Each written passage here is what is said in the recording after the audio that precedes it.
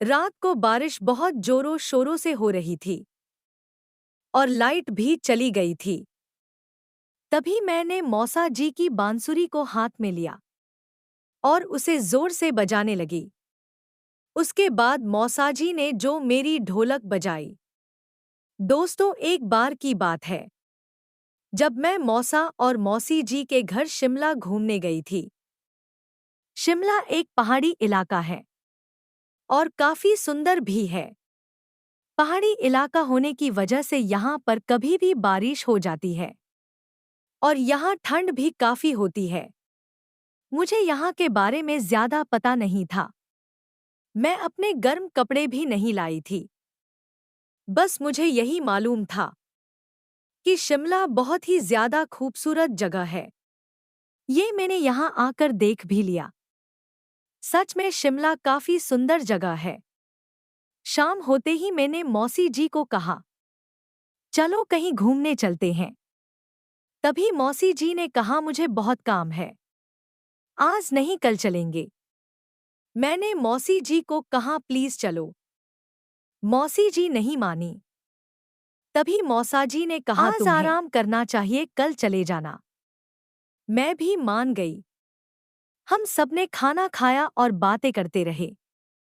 मौसी जी ने कहा, मैं आज बहुत ज्यादा थकावट महसूस कर रही हूँ और सोने चली गई। तभी मौसा जी ने मुझसे कहा, चलो तुम भी जल्दी जाओ और सो जाओ। मौसी जी की शादी को हुए ज्यादा टाइम नहीं हुआ था। मौसी जी पेट से थी तो जल्दी ही सो जाती। मैं सुबह जल्दी उठ गई। मौसी जी के उठने से पहले मैंने चाय बनाई और चाय देने के लिए उनके कमरे में चली गई। मौसी जी शायद नहाने चली गई थी। मैंने चाय टेबल पर रख दी और मौसाजी को उठाने लगी। मौसाजी ने मुझे मौसी समझकर खींच लिया। कहने लगे, थोड़ी देर और सोने दो और तुम भी सो जाओ। मुझे कुछ समझ नहीं आ रहा था। मौसाजी सच में नींद में है या जानबूझकर सोने का नाटक कर रहे हैं। तभी मौसाजी की बांसुरी एकदम मेरे दोनों तबलों के बीच में आकर तबलों को बजाने के पूरे मूड में थी। मौसाजी नींद में कुछ बड़बड़ा रहा। कहने लगा, बहुत दिन हो गए हैं और पता नहीं कब तक रुकना पड़ेगा। अब मुझसे और इंतजार नहीं हो रहा है। क्या करूं? मैं एकदम से उठी और मौसाजी को नींद से जगाने लगी।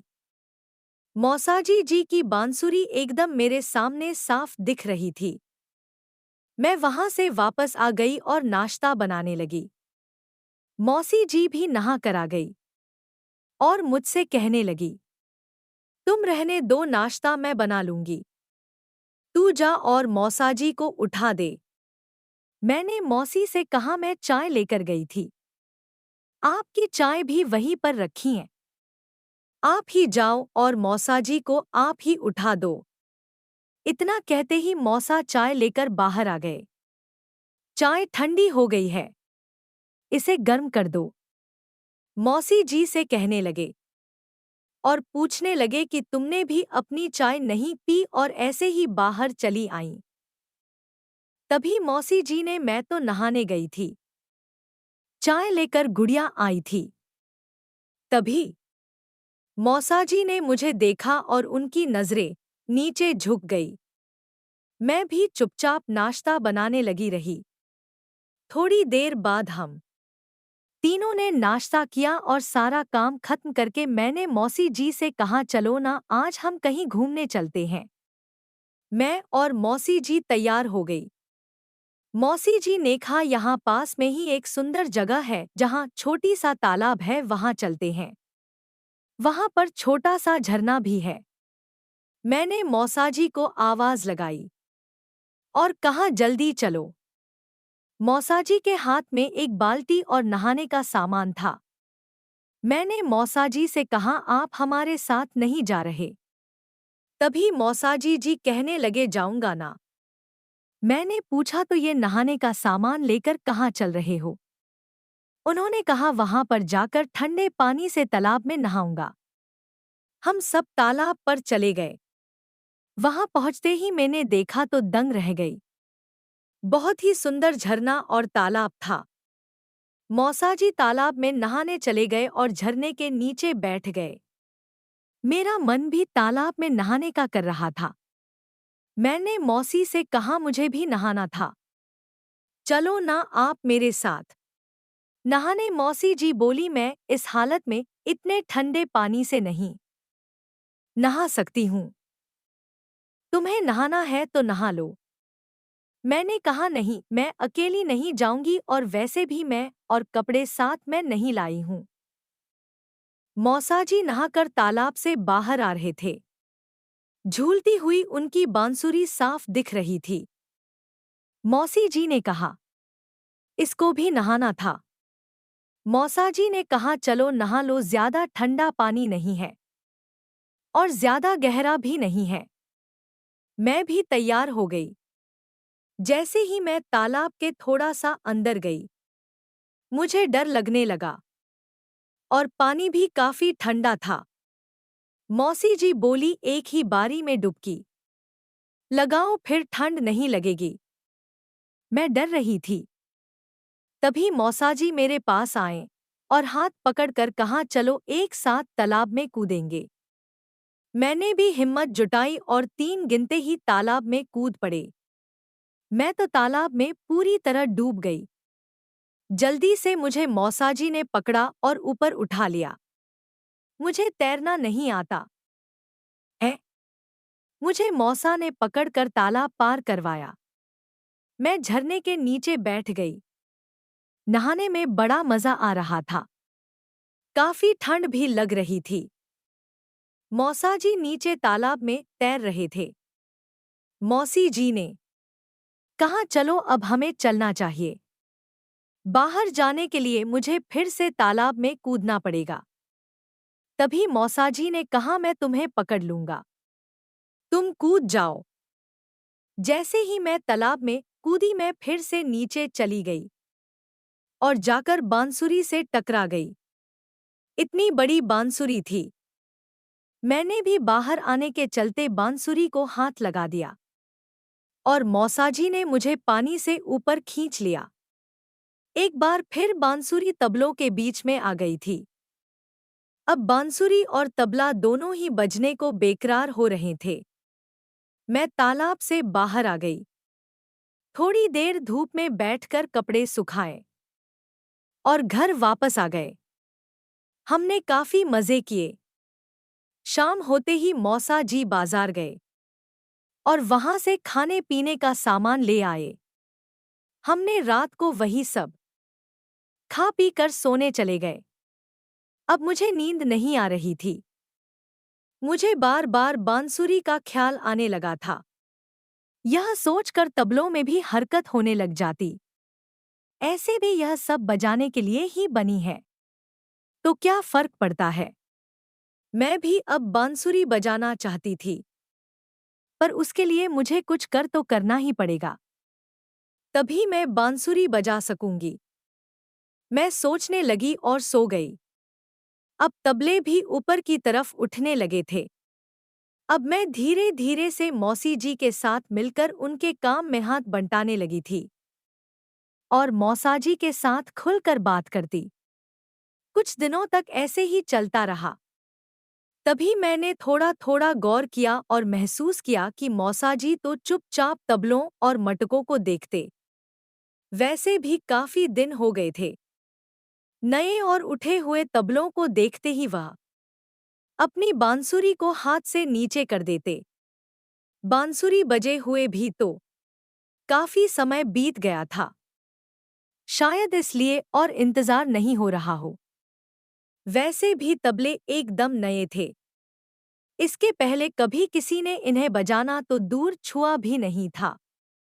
इनको बजाने का मौका मौसाजी हाथ से नहीं जाने देना चाहते थे। तभी वो भी हर जुगाड़ में लगे हुए थे। मैं भी जानबूझकर जब मौसी जी नहीं होती तो तबलों को मौसा जी के पास ले जाती। कभी कभी तो वो जानबूझकर मटकों को छूने की कोशिश करते। मैं सुबह सुबह घर की सफाई कर रही थी। तभी मौसाजी की नज़र सामने दिख रहे मटकों पर पड़ी और देखते ही रहे और किताब पढ़ने का नाटक करने लगे। मैं मटकों को मौसा जी के पास ले गई और सफाई करते करते उनसे बातें करने लगी। मैं सफाई करती रही और मौसा जी मटकों को ही देखते रहे। जैसे ही मैं टेबल के नीचे साफ करने लगी तो मेरी नज़र बांसुरी पर पड़ गई। मौसा जी कितना भी छुपाने की कोशिश करते पर छुपा नहीं पा रहे थे। तभी मुझे चक्कर सा आ गया। जैसे ही मैं गिरने लगी तो मौसा जी ने मुझे पकड़कर संभाल लिया। चक्कर आने का एक फायदा तो यह हुआ कि मुझे संभालते समय मेरे हाथ में बांसुरी आ गई थी और मैंने उसे पकड़ भी रखा था। मेरी आंखों के आगे थोड़ा सा अंधेरा सा हो गया था। तभी मौसाजी ने मुझे उठाया और सोफे पर बिठाकर मेरे लिए पानी लेकर आए। पानी पीने के बाद मुझे थोड़ा सा होश आया। मेरे सर की मालिश करने लगे और कहने लगे, क्या हुआ तुम्हें? मेरी जबान भी बंद हो गई थी, कुछ बोल भी नहीं पाई। धीरे धीरे मुझे होश आया। जैसे ही मैंने अपना सिर को थोड़ा सा आगे की तरफ सरकाया तो देखा बांसुरी तो बिल्कुल मेरे मुंह के पास ही है।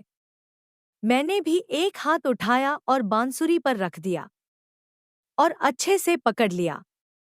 बांसुरी बजाने की कोशिश करने लगी पर कवर होने की वजह से नहीं बजा पाई। थोड़ी देर बाद मुझे पूरा होश आ गया था। मौसाजी जी मटकों को हाथ में पकड़े हुए थे। मैंने उन्हें देखा और उठकर कहा, मुझे क्या हुआ था? उन्होंने कहा, कुछ नहीं, शायद ज्यादा काम की वजह से चक्कर आ गया था। तभी मैंने कहा, हाँ। आंखों के आगे एकदम अंधेरा सा छा गया था। पर आपके हाथ मटकों के ऊपर क्यों थे? उन्होंने मुझे देखा और बिठाया और कहने लगे, कुछ नहीं, बस तुम्हें होश में लाने के लिए, और कुछ नहीं। और दिखाने लगे, देखो तुम कैसे बेहोशी की हालत में भी बांसुरी को पकड़कर उसे बजाने की कोशिश कर रही थी। मैं उठकर नहाने चली गई। मौसी जी पेट से थी और आज उनकी तबीयत भी थोड़ी ठीक नहीं थी, तो मैंने ही घर का सारा काम खत्म किया। शाम को उनको खाना खिलाकर दवा दी और थोड़ी देर उनके पास बैठकर बातें करने लगी। तभी मौसाजी आए और कहने लगे कि वो किसी काम से थोड़ी देर के लिए बाहर जा रहे हैं। तुम अपनी मौसी जी का ख्याल रखना। थोड़ी ही देर में जोर से बारिश भी होने लगी थी और लाइट भी चली गई। मौसी जी दवा खा कर सो गई थी। तभी मौसाजी घर वापस आ गए। उन्होंने ज्यादा ही पी रखी थी। मैंने पहली बार उन्हें इस हालत में देखा था। तभी उन्होंने कहा कि तुम अपनी मौसी जी को मत बताना। उनके सारे कपड़े भीग गए थे। उन्होंने कहा कि तुम अंदर जाकर उनके कपड़े ले आओ। अंधेरा काफी था और ऊपर से लाइट भी नहीं थी। मुझे उनके कपड़े कहीं भी नहीं मिले। जैसे ही मैं वापस मौसाजी के पास गई तो वो बरामदे में ही लेट गए थे। बड़ी मुश्किल से मैंने उन्हें उठाया। इस हालत में उन्हें मैं मौसी जी के कमरे में नहीं ले जा सकती थी, तो उन्हें मैं अपने कमरे में ले आई और भीगे हुए कपड़े खोल दिए। रात भी हो गई थी और ऊपर से लाइट भी नहीं थी। मैं भी सो गई। थोड़ी देर बाद मैंने मौसाजी को हिलाकर देखा तो वो गहरी नींद में सो रहे थे। यही सही मौका था। तभी मैंने बांसुरी को बजाने के बारे में सोचा और बांसुरी को पकड़कर उसे देखकर सोचने लगी और बजाना शुरू कर दिया। मुझे बजाने तो नहीं आती थी, पर बजाने में मज़ा बहुत आ रहा था। तभी थोड़ी देर बाद तबलों को निकालकर उन्हें भी बजाने की कोशिश करने लगी, पर सही से बजा नहीं पाई। थोड़ी देर ऐसे ही चलता रहा। तभी मौसाजी जी भी जाग गए। उन्होंने तबलों को देखा और फिर मुझे सिखाया कि बांसुरी कैसे बजाते हैं। अब मैं भी अच्छे से बांसुरी बजाना सीख गई। थोड़ी देर बाद मौसाजी ने पहले तबला बजाना शुरू किया। बाहर बारिश हो रही थी, तो तबलों की आवाज बहुत कम सुनाई दे रही थी। बाद में मौसाजी ने ढोलक बजाना शुरू कर दिया। ढोलक बजाते समय मौसाजी इतने मग्न हो गए थे कि वो भूल चुके थे कि ढोलक अभी नहीं है और पहली बार कोई बजा रहा था। वो पूरी रात ढोलक और तबला बजाते रहे। सुबह तक उन्होंने ढोलक और तबले को फाड़ कर रख दिया था। अब तो न ढोलक बजने वाला था और न ही तबला। दोनों को मौसाजी ने एक ही रात में बजा बजा कर फाड़ दिया था। उसके बाद जब भी मौका मिलता तब बांसुरी और ढोलक बजते और मधुर संगीत निकलता। तो दोस्तों, आपको मेरी कहानी कैसी लगी मुझे कमेंट में ज़रूर बताएं। धन्यवाद।